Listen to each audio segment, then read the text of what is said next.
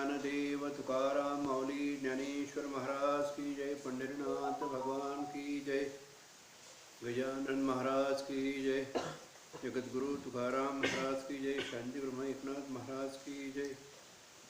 हरे राम राम राम हरे हरे, हरे कृष्ण कृष्ण कृष्ण हरे हरे, हरे राम राम राम हरे हरे, हरे कृष्ण कृष्ण कृष्ण हरे हरे।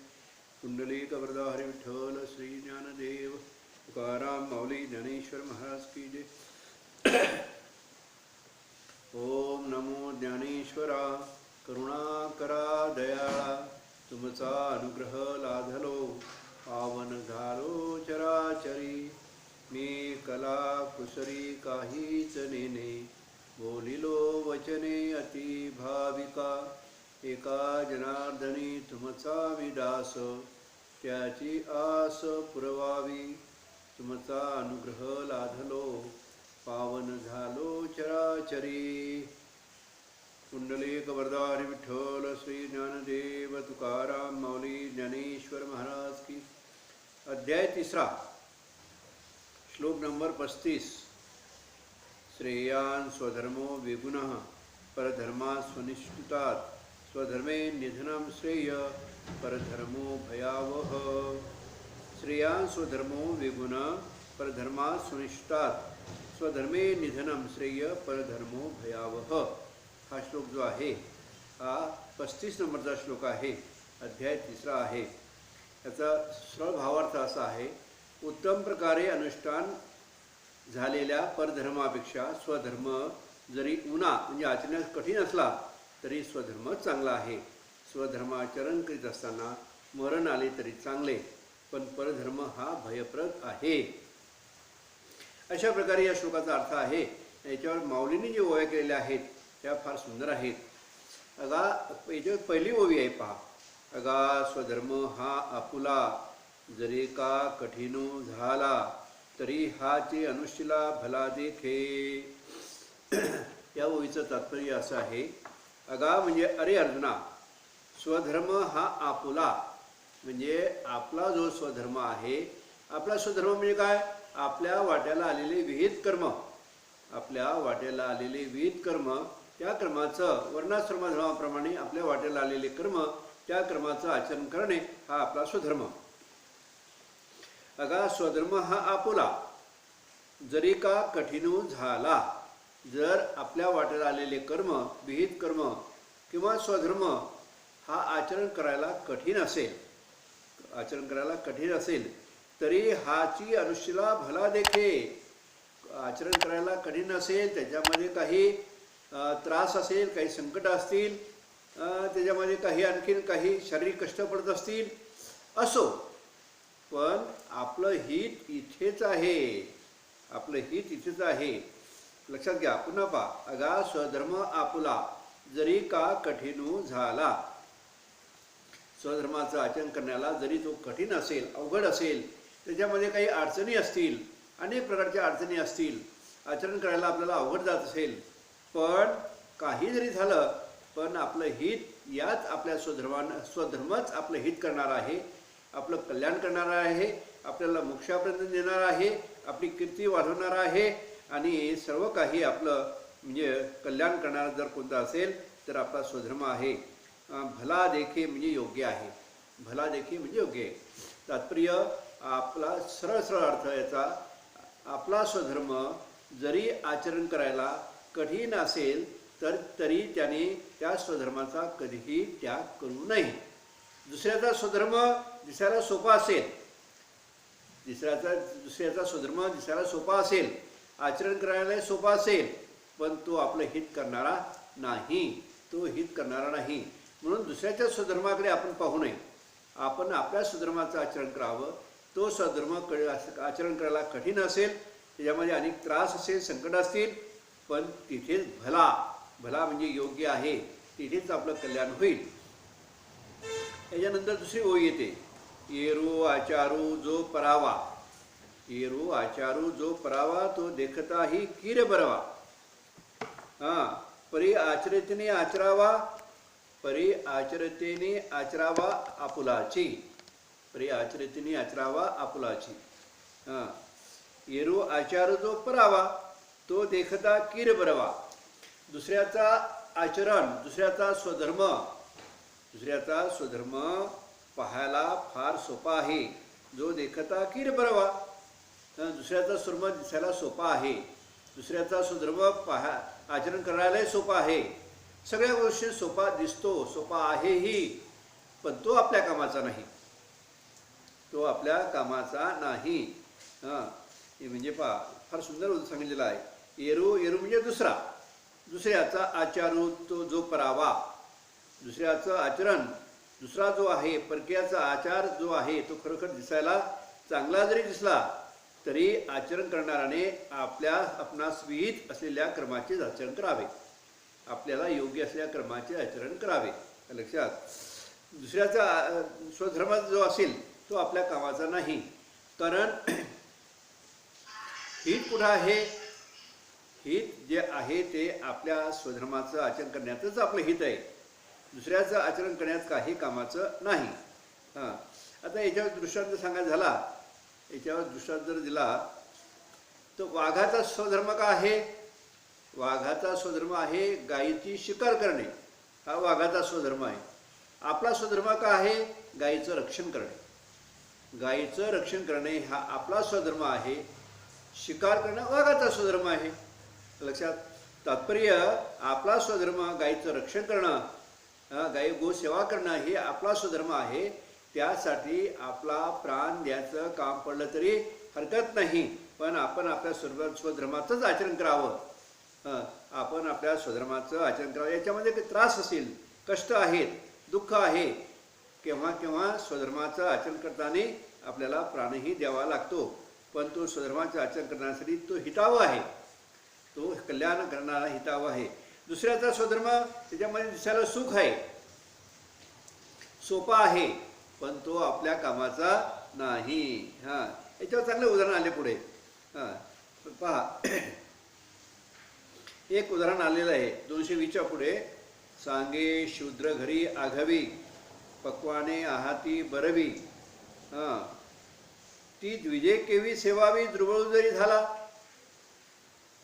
तो म्हणजे पहा, सांगे शूद्र घरी आघवी, पक्वाने आहाती बरवी.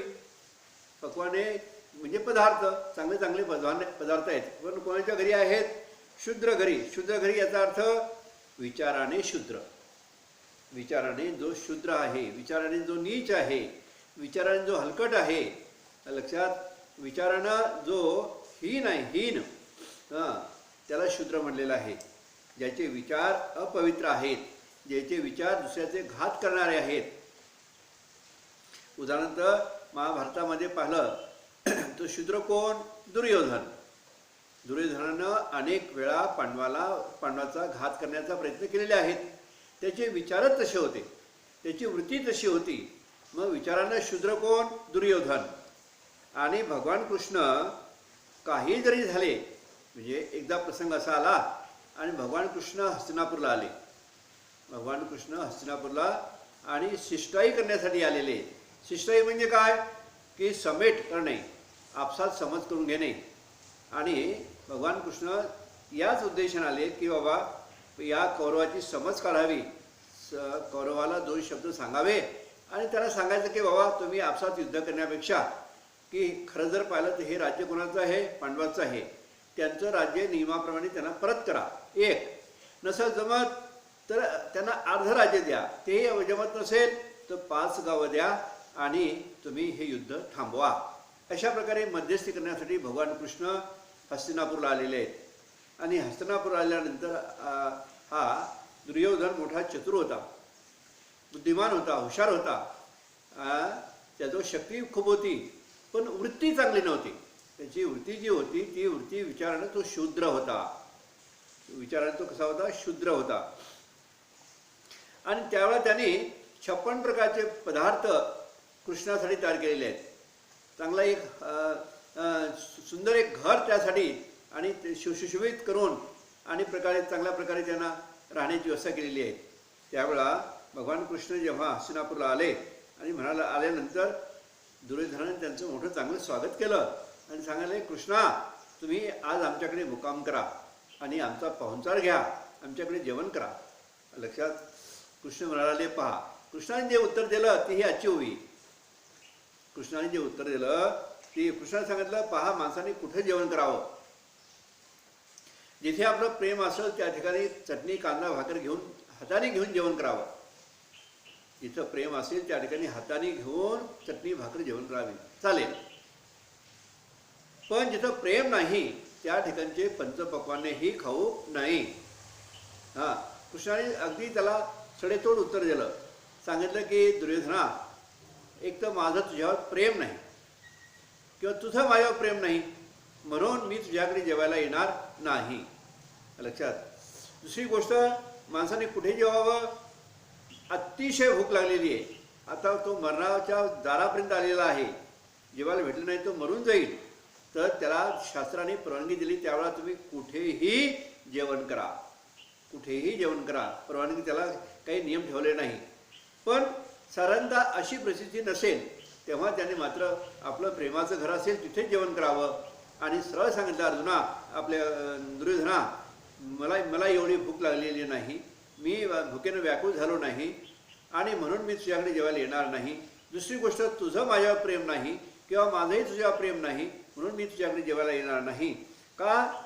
दुसरी गोष्ट, दुर्योधनाची वृत्ती कशी होती. नीच वृत्ती होती, शूद्र वृत्ती होती. आणि कृष्णाची वृत्ती कशी होती.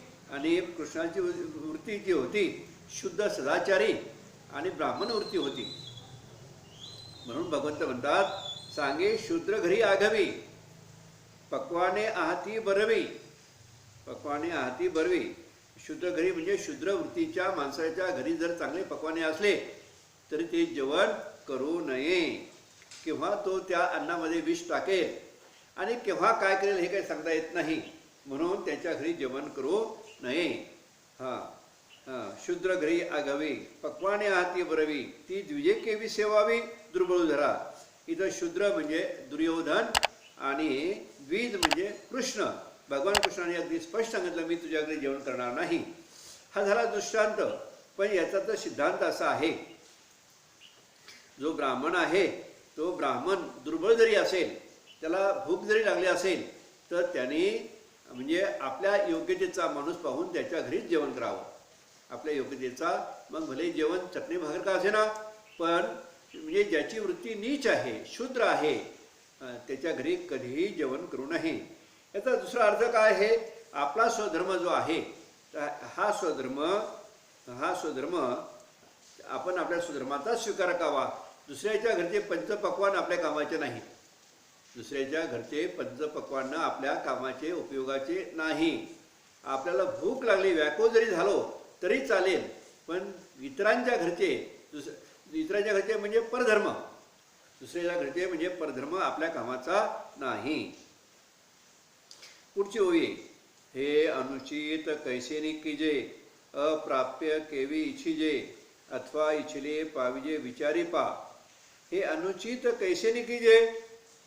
भगवान म्हणतात अर्जुना, हे अनुचित म्हणजे शूद्र विचाराच्या घरचे माणसं, शूद्राच्या घरचं जेवण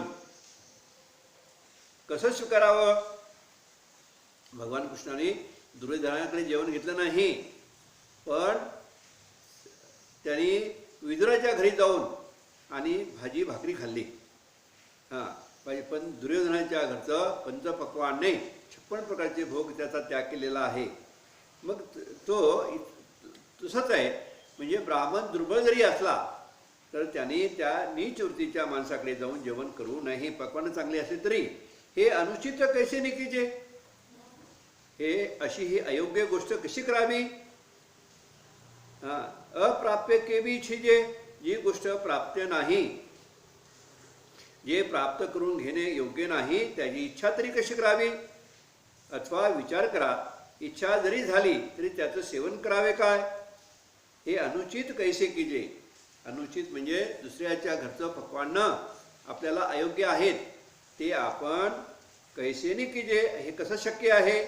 अप्राप्य केवी इच्छिजे, जी गोष्ट अप्राप्य आहे, प्राप्त नाही, हां, प्राप्त करून घेणे योग्य नाही. समजलं ना. शूद्र घरी पक्वाने, हां सांगे शूद्र घरी आगवी पक्वाने आहाती बरवी, ती आपल्याला सेवन करण्याला योग्य नाही. शूद्र घरी म्हणजे शूद्र वृत्तीच्या माणसाच्या घरी असलेली पक्वाने ती आपल्याला सेवन करणं बरोबर नाही. हे अनुचित कैसे निकेजे अप्राप्य के विछिजे, जे प्राप्त करून घेणे योग्य नाही त्याची इच्छा कशी करावी. अथवा इच्छेले पाविजे विजय किंवा इच्छा जरी झाली तरी त्याचं सेवन करू नये. या सगळ्या दोन दृष्टांताचा अर्थ असा हाच आहे की म्हणजे आपला स्वधर्म जो आहे तो कठीण जरी असेल, अवघड असेल, त्रासाचा असेल, त्या रस्त्याने अनेक काही संकट असतील तरी तोच रस्ता आपल्याला शेवटी मुकामाला नेणार आहे, आपलं कल्याण करणार आहे, आपलं हित करणार आहे. दुसऱ्याचा धर्म जो आहे, दुसऱ्याचा स्वधर्म दिसायला सोपा आहे, चांगला आहे, पण तो कामाचा नाही.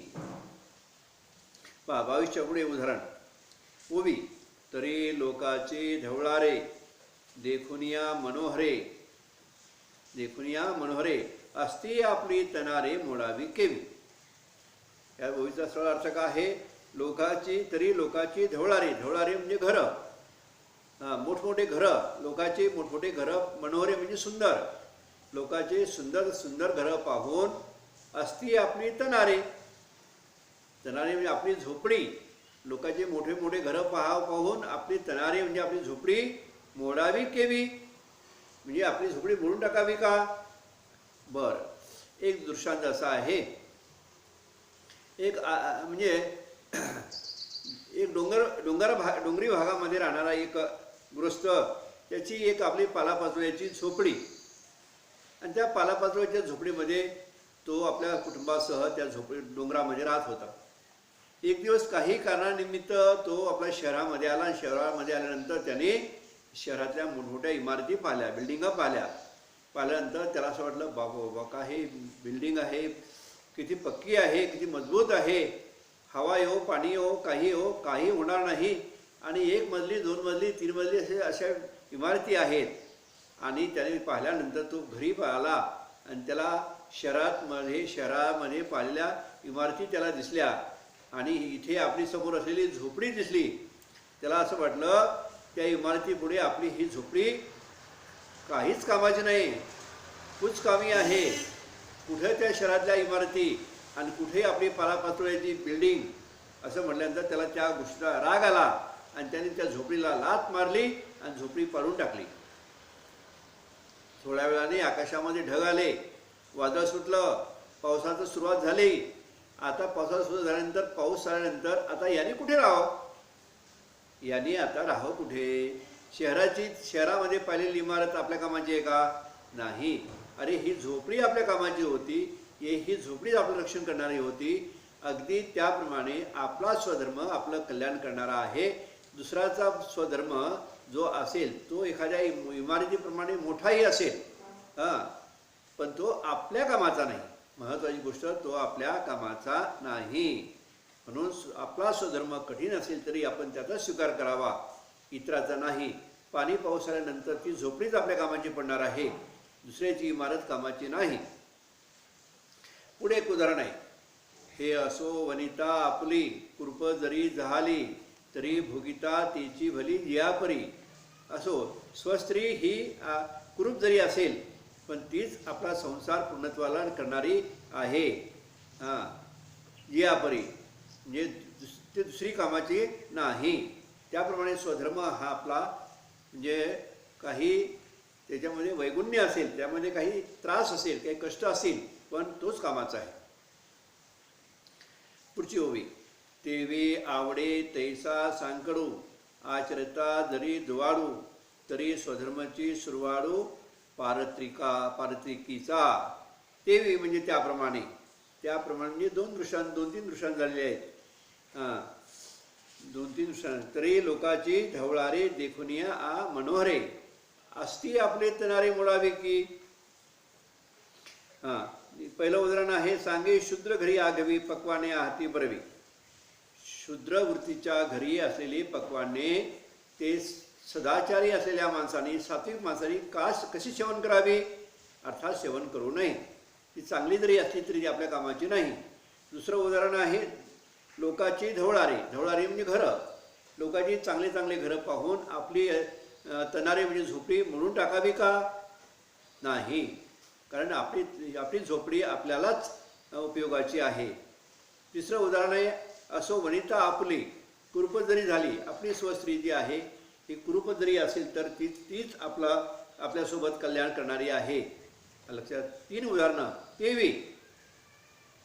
तेवी आवडे तैसा सांकडू, आचरता जरी दुवाळू, तरी स्वधर्माची सुरवाळू. पारत्रिकीचा म्हणजे परलोकीचा. त्यामुळे कितीही अडचणीचा आवडे तैसा सांकडू. आवडे म्हणजे वाटेल तसा.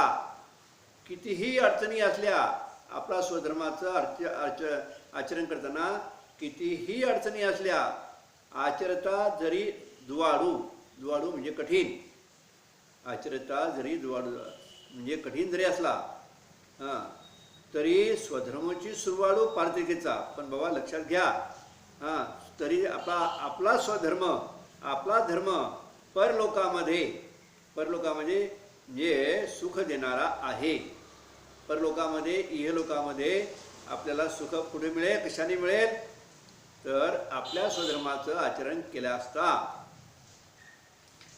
तेवी आवडे तैसा सांकडू, आचरता जरी दुवाळू, तरी स्वधर्माची सुरवाळू पारत्रिकेचा. हे पहा, आपल्यासमोर 2 उदाहरणं आहेत. शिवाजी महाराजाने आवडे तैसा सांकडू आपल्या हिंद स्वराज्याचं या स्वराज्याचं रक्षण करण्याकरता, आपल्या धर्माचं रक्षण करण्याकरता आणि वाटेल ते संकट, वाटेल तो त्रास, वाटेल ते कष्ट आणि सहन केले. त्याचा स्वधर्माचं आचरण करताना त्यांना अनेक दुःख, अनेक यातना, घरच्या बाहेरच्या सगळ्या गोष्टी सहन कराव्या लागल्या. तरी कशासाठी केलं त्यांना? स्वधर्माचं रक्षण करण्यासाठी. स्वधर्माचं आचरण करता करता त्यांना अनेक दुःख सहन करावे लागले, तरी पण त्यांनी स्वधर्माचा त्याग केला नाही. आणि स्वधर्माचा त्याग केला नाही, हे एक उदाहरण. दुसरं उदाहरण आहे महाराणा प्रताप.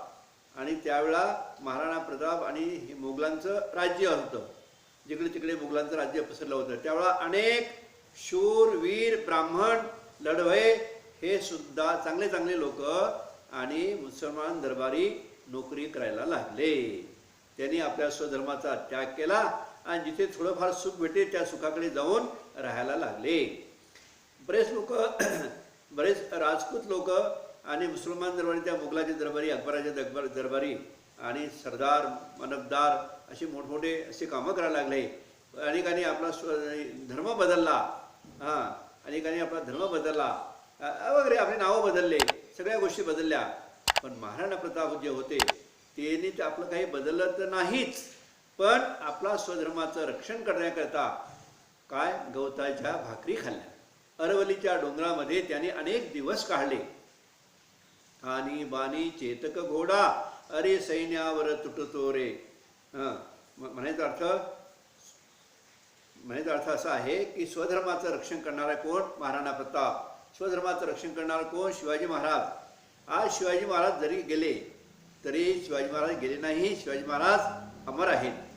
महाराणा प्रताप गेले असं जरी दिसत असलं तरी महाराणा प्रताप अमर आहेत. लक्षात. महाराणा प्रताप कुठं? राजस्थान. लक्षात. पण आजही गावोगावामध्ये, मोठ्या मोठ्या शहरामध्ये आणि महाराणा प्रताप चौक असे नावं दिले गेलेले आहेत. तात्पर्य असं की महाराणा प्रताप जाऊन कित्येक वर्ष झाले पण ते गेले नाही. शरीरात जरी गेले असतील पण त्याची कीर्ती अमर आली. का? स्वधर्माचं पालन. त्याचबरोबर महाराणा प्रतापाच्या सोबत काही जे लोक होते ते मुसलमानाकडे जाऊन मिळाले. त्यांनी आपले नावं बदललं, गावं बदललं आणि थोड्या सुखासाठी, ऐहिक सुखासाठी ते त्यांनी आपला स्वधर्म सोडला, परधर्माचा स्वीकार केला. ते मेले का जिवंत आहेत हे कोणी पाहायला तयार नाही. आले तसे गेले. आज त्यांचं जीवन निरर्थक झालं. निरर्थक. पण जे स्वधर्मासाठी ज्यांनी जगले, स्वधर्माचं ज्यांनी रक्षण केलं, स्वधर्माचं ज्यांनी आचरण केलं, त्यांचं नाव अजूनही कायम आहे. म्हणून इथं आहे, म्हणून असा शब्द आहे तेवी आवडे तैसा सांकडू. स्वधर्म हा वाटेल तितका कठीण का असेना आणि आचरता जरी दुवाळू, त्याचं आचरण करताना कठीण, दुवाळू म्हणजे कठीण, आचरण करताना तो जरी त्रासाचा असेल, आचरण करताना जर तो आचरणात त्रास पडला असेल, अडचणीचा असेल, तरी आपला धर्मच आपल्याला परलोकी आपल्याला सुखावं आहे, आपलं कल्याण करणार आहे, आपल्याला मोक्षापर्यंत नेणार आहे. आपल्याला मरावे परी कीर्तिरूपे उरावे. हे कशाने शक्य आहे? स्वधर्माचं आचरण. ज्ञानेश्वर म्हणजे भगवान कृष्ण अर्जुनाला सांगतात, यांनी बाबा तुझा स्वधर्म काय आहे? तुझा स्वधर्म आहे तू क्षत्रिय आहे आणि क्षत्रिय असल्यामुळं तुझा स्वधर्म आहे युद्ध करणे. म्हणून तुला तू उठ आणि युद्ध कर. मग याच्यामध्ये किती त्रास हो. तुझा स्वधर्माचं आचरण करताना तुझ्यासमोर भीष्माचार्य येतील, तुझ्यासमोर द्रोणाचार्य येतील, तुझ्यासमोर कर्ण येईल, तुझ्यासमोर दुर्योधन येईल. भाऊ म्हणून, भाऊ हा दुर्योधन हा भाऊ आहे लक्षात. कर्ण हा एक मित्र आहे समजा, किंवा एक महारथी आहे. आणि दुसरी गोष्ट द्रोणाचार्य गुरु आहेत, भीष्माचार्य हे तर आजोबा आहेत. आपण आपल्या स्वधर्माचं रक्षण करत असताना मोठमोठे त्या ठिकाणी अडथळे निर्माण होतील, त्या ठिकाणी तुम्हाला माया निर्माण होईल, मोह निर्माण होईल. पण लक्षात ठेव, आपला स्वधर्म जो आहे, आपला स्वधर्म म्हणजे क्षत्रियाचा स्वधर्म आहे युद्ध करणे. युद्ध कशासाठी करणे? स्वधर्मासाठी, धर्माचं रक्षण करण्यासाठी, स्वधर्माचं पालन करण्यासाठी. आणि तुला युद्ध करावं लागेल. मग हे करत असताना तुझ्यासमोर भीष्माचार्य येतील, द्रोणाचार्य येतील, कृपाचार्य येतील, दुर्योधन येईल, आणखी शल्य मामा येईल. हे सगळे जरी आले तर त्यांचा तू विचार करू नको. तू समोर आलेल्या लोकांचा बाणाने त्याचा पराभव करून आणि स्वतः विजय प्राप्त करून घे. हा तुझा धर्म आहे, हा तुझा धर्म आहे. आणि त्या धर्माचं रक्षण, धर्माचं आचरण करत असताना तुला अनेक प्रकारच्या अडचणी नक्कीच येतील, पण त्या अडचणीचा तू विचार करू नको. तू तुझं कार्य कर. बरं, हे करत असताना तू हाही विचार करू नको की हे म्हणजे युद्ध केल्यानंतर मला जय प्राप्त होईल का पराभव होईल का मला चांगली गती मिळेल, हाही विचार करू नको. या युद्धामध्ये मरेल का जिवंत राहील हाही विचार करू नको. यश मिळेल का अपयश मिळेल हाही विचार करू नको. तुझं कर्तव्य आहे फक्त युद्ध करणे, अगदी प्रामाणिकपणाने युद्ध करणे हे तुझं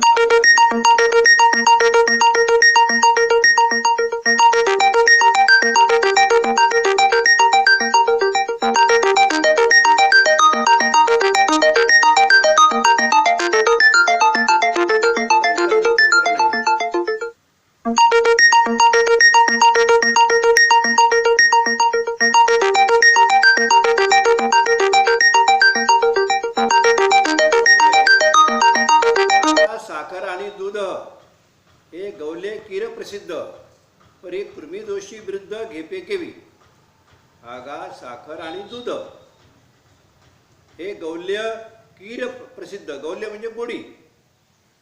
साखर आणि दूध ही हा जो मिलन आहे, साखर आणि दुधाचं मिलन हे फार गोड आहे म्हणून प्रसिद्ध आहे. बरं, दूध आणि दुधात साखर ही गोडी, गौल्य म्हणजे गोडी, कीर म्हणजे खरोखर प्रसिद्ध आहे.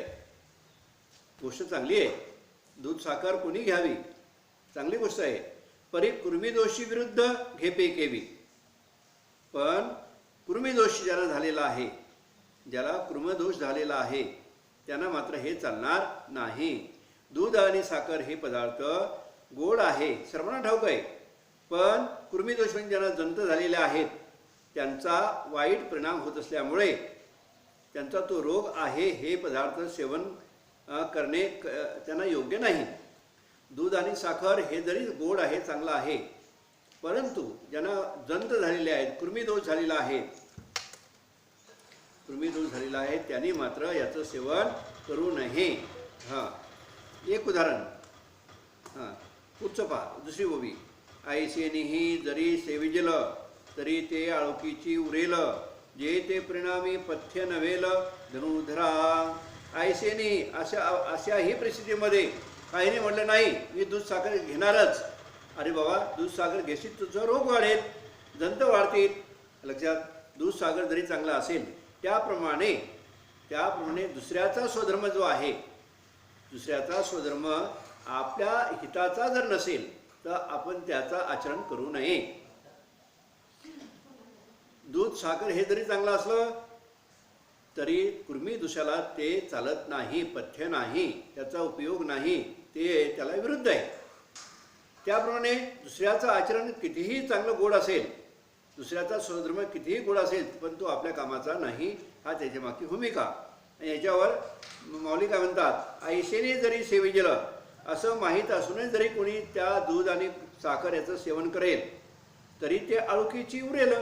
आळुकीची म्हणजे आग्रह, नाही मी दूध साखर घेणारच, नाही मी दूध साखर घेणारच, आपण कोणाला भीत नाही, आपण कशाला मानत नाही, हे का होईल, दुराग्रह, त्याचा आग्रह हट्ट होईल. जे ते परिणामी पथ्य नवेल धनुधरा. आणि मग काय त्याचा परिणाम का होईल, दूध साखर ते कुपथ्य होऊन त्याचा रोग वाढेल, त्यांना अनेक प्रकारचे दुःख भोगावे लागतील. 27च्या पुढची ओवी. मनोनी आणि काशी जे विहित आणि आपल्या अनुचित, ते नाचरावे न आचरावे जरी हित विचारी जे. हे अर्जुना, म्हणून महत्त्वाची गोष्ट आहे काय, जरी हित विचारावे, जर हिताचा विचार केला तर आपणपेया अनुचित, आपल्याला अयोग्य, आपल्याला आचरण करण्याला अयोग्य आहे, आपल्याला आचरण करण्याला अयोग्य आहे. जसं दूध आणि साखर दिसायला गोड आहे, पण जंत झालेल्या माणसाला ते घेण्याला अयोग्य आहे. मग आपल्याला अयोग्य असलेली वस्तू जर आपण घेतली तर ते काय होईल, तो रोग वाढेल. त्याप्रमाणे दुसऱ्याचा स्वधर्म, आपला स्वधर्म दुसऱ्याचा स्वधर्म. लक्षात. दुसऱ्याचा स्वधर्म कितीही चांगला असला तरी तो आपल्या कामाचा नाही, म्हणून त्याचा त्याग करावा. आणि आपला स्वधर्म हा कितीही कठीण असला, किती त्रासाचा असला आणि कशी अवघड जरी असला तरी आपण आपल्या स्वधर्माचं रक्षण करावं. जसं म्हणजे महाराणा प्रतापाने केलं, शिवाजी महाराजांनी केलं आणि अनेक साधू संतांनी आपल्या स्वधर्माचं रक्षण केलं. तुकाराम महाराज आणि असताना त्यावेळा त्यांच्यासोबत एक गृहस्थ तुकाराम महाराजांच्या छंदामध्ये लागला आणि दररोज तुकाराम महाराजांच्या छंदाला म्हणजे कीर्तनात जायचा, त्यांच्यासोबत राहायचा. म्हणून त्या माणसाच्या घरच्या लोकांना असं वाटलं की तुकाराम महाराज स्वतः बिघडले आणि माझ्या नवऱ्यालाही यांनी बिघडवलं. म्हणून वास्तविक राग असायला पाहिजे तिच्या नवऱ्यावर, पण तिने राग काढला कोणावर, तुकाराम महाराजावर. एक दिवस ती आपल्या नवऱ्याला म्हणाली, अहो तुम्ही दररोज तुकाराम महाराजांसोबत जाता तर तुकाराम महाराजाला आपल्या घरी बोलवा ना, आपण त्यांना दूध करू. या माणसाला खूप आनंद वाटला. दररोज बायको आपली विरोध सांगणारी आज कशी काय अनुकूल झाली, काही असो. धावत गेले तुकाराम महाराज, आज आमच्या घरी तुम्ही दूध घ्यायला चला. तुकाराम महाराज भोळ्या भावनेने आले आणि दारात आले तेवढ्या त्या बाईनं चुलीवर गरम उकळतं पाणी जे होतं ते तुकाराम महाराजांच्या अंगावर ओतलं, टाकलं. तिनं आपला राग तुकाराम महाराजावर काढला. लक्षात.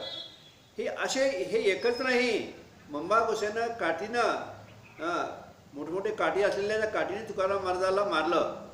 लक्षात. कोणी त्यांच्या वह्या बुडवल्या, लगला कोपला पाटील गावचे लोक आता मज भीक कोण घाली, अशा प्रकारे सगळे लोक विरोधात गेले होते. घरचे लोक तर होतेच होते विरोधात, बाहेरचे लोक विरोधात होते, सोयरे धारे सगळे. पण तुकाराम महाराजांनी आपला स्वधर्म कधी सोडला नाही. यारे लहान थोर सगळ्यांना बोलवून आणि सोप्या भाषेमध्ये आणि एक गाऊ आम्ही विठोबाचे नाम अनेकाचे काम नाही आता. तुकाराम महाराजाला त्यावेळा अनेक लोकांनी विरोध केला. सांगितलं की तुम्ही कुणबी आहात, तुम्ही शूद्र आहात, तुम्हाला हे अभंग करायचा अधिकार नाही, हे सांगायचा अधिकार नाही, हे बोलायचा अधिकार नाही, बोलायचं असेल तर संस्कृतमध्ये बोला, आणि तुम्ही ब्राह्मण नाही. अशा अनेक प्रकारे घरून दारून इकडून तिकडून सर्व लोकांचा विरोध झाला. ते तुकाराम महाराजांनी त्या सगळ्या गोष्टीचा विरोध सहन करून आणि लोकांना आणि चांगल्या हेची थोर भक्ती आवडते देवा, संकल्पावी माया संसाराची भक्ती मार्गाचा प्रचार केला, भगवंताचा प्रचार केला आणि लोकांना चांगल्या वळणावर चांगल्या रस्त्यावर आणून सोडलं. म्हणजे त्याने आपला जो स्वधर्म होता त्या धर्मामध्ये किती जरी अडथळे आल्या, त्रास आला, संकट आले, पण ते संकट त्यांनी सहन करून आपला स्वधर्माचा त्याग कधी केला नाही. हे महत्त्वाचं आहे. म्हणून आपणाशी जे अनिकाशी जे विहित आणि आपण्या अनुचित ते नाजरावे जरी हित विचार, हिताचा विचार केला असता दुसऱ्याला चांगला आहे, जी गोष्ट दुसऱ्याला चांगली असेल पण आपल्याला अयोग्य असेल तर आपण ती गोष्ट करू नये. या स्वधर्माते अनुष्ठिता वेचू होईल जीविता, महत्त्वाची व्हावी. या स्वधर्माचं अनुष्ठान म्हणजे आचरण, स्वधर्माचं आचरण करत असता वेचू होईल जीविता, म्हणजे प्राण जरी जाईल, जीवन संपून जाईल. कशामुळे? स्वधर्माचं आचरण करीत असताना प्राण जाईल तरी विठ्ठलपंतांनी आपला प्राण दिला. विठ्ठलपंतांना स्वधर्माचं आचरण करता करता त्यांना आपला प्राण द्यावा लागला, पण त्यांनी स्वधर्माचं पालन केलं, स्वधर्माचा त्याग कधी केला नाही. या आता पहा, स्वधर्माचे अनुष्ठिता वेचू होईल जीविता. स्वधर्माचं आचरण करत असताना आपला प्राणही जाऊ शकतो, आपला जीवनाचा नाश होऊ शकतो. उदाहरण कोण सांगितलं? विठ्ठलपंत. विठ्ठलपंताचा स्वधर्म काय होता? गुरु आज्ञा. विठ्ठलपंताचा स्वधर्म काय होता? गुरु आज्ञा. गुरु आज्ञेचे जे शब्द होते ते शब्दाचं त्यांनी पालन केलं, आणि पालन केल्यानंतर इतर लोकांनी त्यांना देहांत प्रायश्चित दिलं. ते देहांत प्रायश्चित त्याने अगदी गपचूप मुकड्यानं सहन केलं, पण स्वधर्माचा त्याग केला नाही. गुरु आज्ञा कधी मोडली नाही. तोही निकावर उभयता जसे, म्हणजे स्वधर्माचं अनुष्ठान करत असताना आपला प्राणही जाऊ शकतो, तोही निका एक वेळ तेही चांगला आहे, तोही चांगला आहे. वर उभयता तसे, म्हणजे इहलोकी आणि परलोकीचा जर विचार केला तर आपल्या स्वधर्माचं अनुष्ठान करणं, आचरण करणं हे चांगलं आहे. ऐसे समस्त सुरशिरोमणी बोलिले जिथं श्री शारंगपाणी तेथं अर्जुन म्हणे विनवणी असे देवा. अशा प्रकारे समस्त सूर शिरोमणी, सर्व देवाचे शिरोमणी असलेले आणि शारंगपाणी म्हणजे भगवान कृष्ण म्हणाले, बोलले, असे बोलले म्हणजे सुधर्माचे विषय सांगितला. तेथं अर्जुन म्हणे विनवणी असे देवा. अर्जुन म्हणतो, देवा आणखी एक विनंती आहे. जे हे तुम्ही सांगितले ते सकळ किरम्या प्रसले, आता पुसेन काही आपले अपेक्षित. आता माझ्या मनात काही दुसरा विषय आहे ते मी तुम्हाला विचारतो, त्या प्रश्नाचं तुम्ही उत्तर द्या. तो श्लोक आहे 36. त्याचा विषय आपण पुढच्या श्लोकामध्ये करू. पुंडलिक वरदा हरी विठ्ठल श्री ज्ञानदेव तुकाराम माऊली ज्ञानेश्वर महाराज की जय. पंढरीनाथ भगवान की जय. विठ्ठल विठ्ठल.